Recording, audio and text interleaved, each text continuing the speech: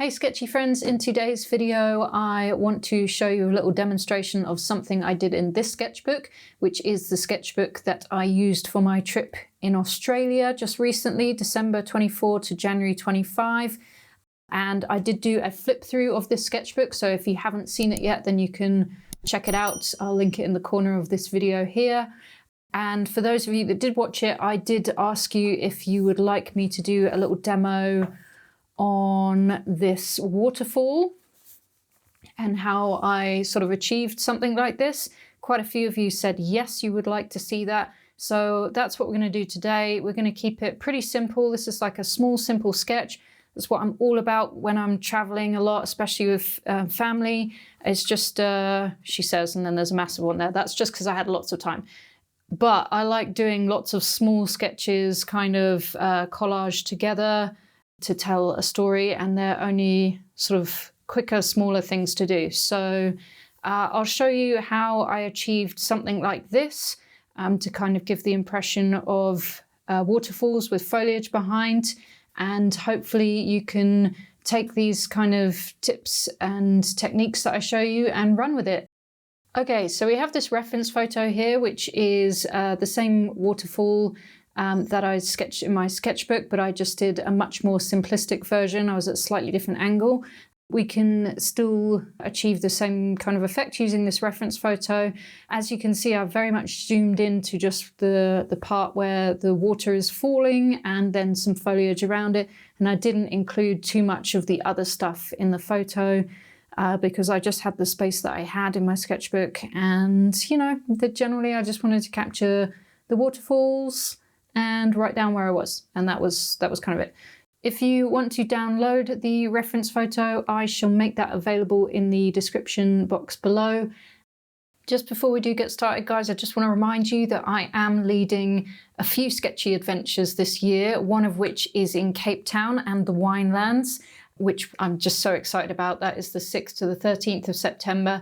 I'm also leading a trip in Portugal, Lisbon and the Algarve, and also in Spain in the Andalusia region, which is Sevilla and Granada. So please do check those out. The links are in the description below. I would love it if you guys could join me on one of those trips.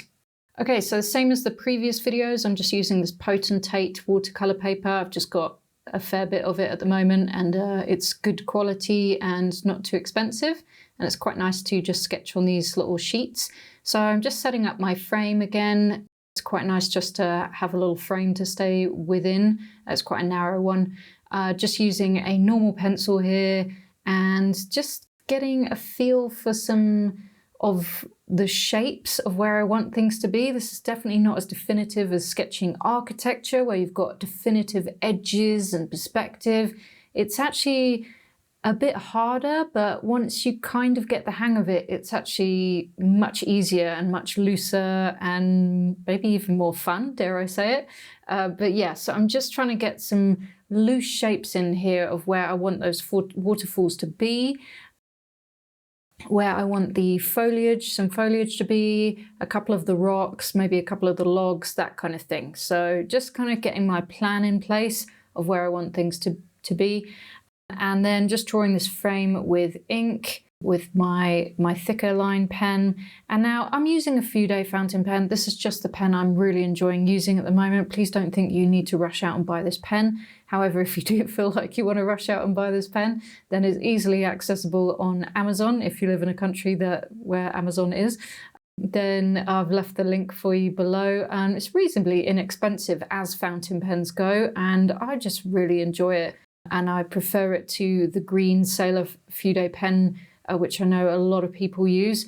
For me, this one just works better. I just haven't got on with the Sailor one. It just has never really worked nicely for me. So this is the one I personally prefer to use, but I know a lot of people like that green Sailor Fude de Manon one that you can also get on Amazon and other art stores as well. What's nice though is this pen actually came with a converter inside of it, so you don't have to buy it separately, which is quite nice. It also comes in a range of nibs as well, so if you do go onto Amazon to buy it, make sure you select the bent nib, it's called there. Otherwise there's other nibs you can get it with. Anyway, enough about the pen. So I am just indicating very loosely, as you can see, it's pretty scribbly. It's quite fun just to scribble in some areas of foliage. And I think in my original sketch, I didn't go in with pen first. I think I just went straight in with watercolor.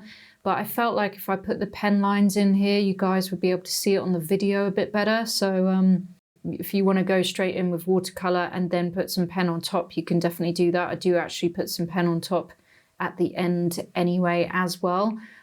But yeah, just know that there's no kind of right or wrong to this. It's just kind of go with whatever feels good to you. So I've just spritzed my watercolors just to wake them up a little bit there. And I'm going in with a big brush, a number 10 brush. This is specifically as an Escoda Reserva, but you absolutely do not need this brush. Just a large round brush, just to keep it loose. It really forces you to keep it loose. You cannot get too fiddly. And that is what I see with a lot of beginner sketches, especially when it comes to foliage, is getting really in there, like painting every leaf. And no, just forget that. Just get a big brush, slap on some lightish green, whether you mix your green or you're lazy and you have a green in your set like I do. It's whatever you want to do is fine. So in this case, the light green is Daniel Smith's Serpentine, just because I have it, just because I was given it in a symposium goodie bag somewhere along the line. So that's what I've used there. And then the darker green, you probably, if you watch a lot of my videos, you get bored of me saying this. This is just green. This one is particularly by Rosa Gallery, but there is another one also by White Nights, which is my favorite color in the world. And you see how I'm just dabbing the colors, I'm controlling the lightness and the darkness of that green with the amount of water I have.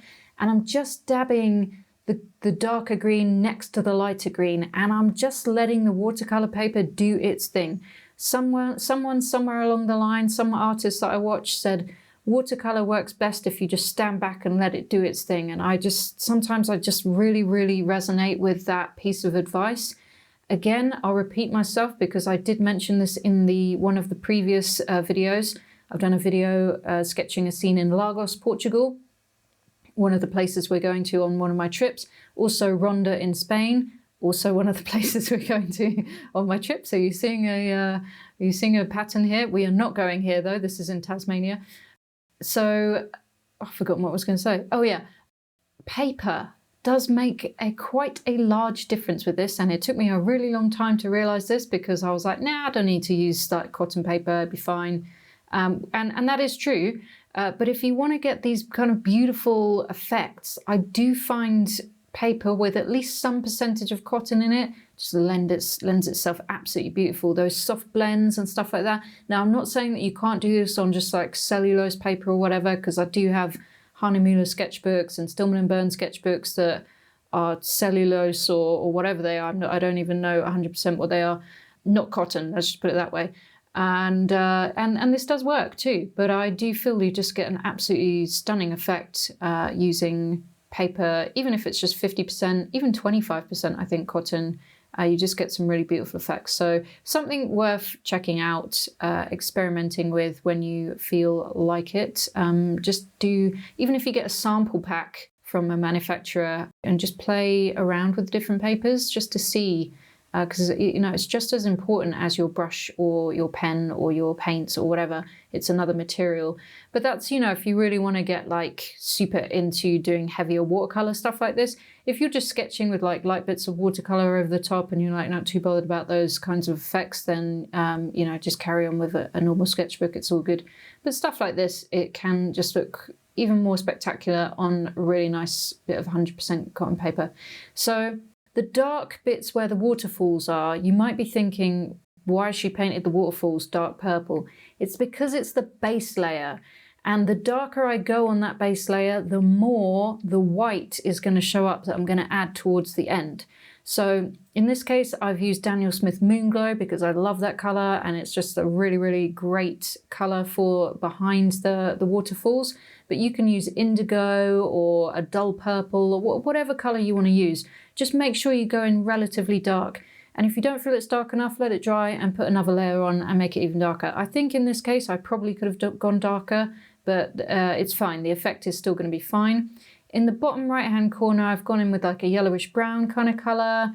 And whilst that paint is wet, I'm dabbing in some more of the light green and the darker green to add that kind of mossy effect on the rocks. And you see again how beautifully the paint has blended together, but I'm just sort of dabbing it in. That's really quite an important key to this. I'm not going in and mixing the paint on the page and going in really heavy-handed. I'm just touching the paint on the page and I'm just standing back and I'm letting the watercolor do its thing. And here I'm just adding a bit of indigo just to add a few more dark bits down at the bottom there. It's all very loose and suggestive. It's really not exactly what's there realistically.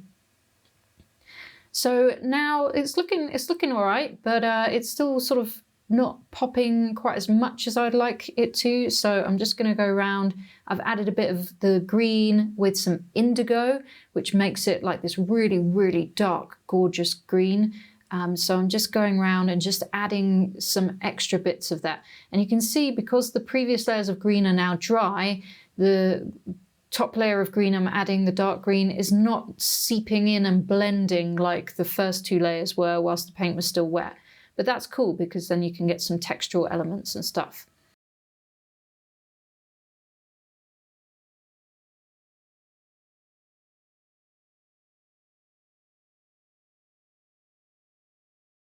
So now we're going to go in with the white. And I've got a white correction pen here, Pentel, and the other one is a gel pen. That is the Uniball Signo. It's a lot of people like different white pens. Some work for others, some work for, you know, it's a constant quest. But you can see I'm using the white gel pen there, and it's a nice effect, but it's going to take me forever to make up really bold kind of waterfall looking thing. So get this thick old correction pen out and add the water on top with that, and look how beautiful it looks. Now you could use white gouache, there's absolutely nothing wrong with that. I just find this extremely useful and more convenient to use, especially on the move, rather than trying to get out a tube of gouache and a brush and blah blah blah. You know, this correction pen is fantastic, especially for nice thick white lines like this. If you're trying to get like a finer, more precise line, then this is quite unruly sometimes, and that's where I would switch to a gel pen like this one. And again, just sort of putting in extra sort of thinner lines just to give it a bit more interest there. These pens obviously work best on as dark a background as you can manage, hence me painting the dark wash first and then adding those white lines on top. And you can see, again, it's a stylized version, it's an impression of the waterfalls, but it does the job. It works really nicely, and I was really happy with this effect that I kind of accidentally sort of did whilst I was in Tasmania, and that's why I wanted to share it with you today. So I hope this is really, really valuable for you guys. As you can see, I'm moving around with the smaller brush. This is a 1/4 inch dagger brush, just to add extra dark bits. Can you see how much more contrast those dark bits give? It just makes the whole thing just look so much better. And you see between the waterfalls, I've got the dark bits of the foliage against like the white of the waterfall. It just makes the whole thing pop. So if that's one piece of advice I can give you, is really just get in there with those dark colors. And then, you know, this could be finished, but I was like, oh, actually, I'd like to just add in ink lines on top. I was looking at my original sketch and I was like, oh yeah, I really like these kind of loose ink lines on top. You can even go in with the white gel pen and start putting in lines of the foliage. And I think that looks really well. Do not ask me why I've got my little finger poking out whilst I'm doing this. I have no idea. Maybe I'm pretending I'm drinking some tea or something.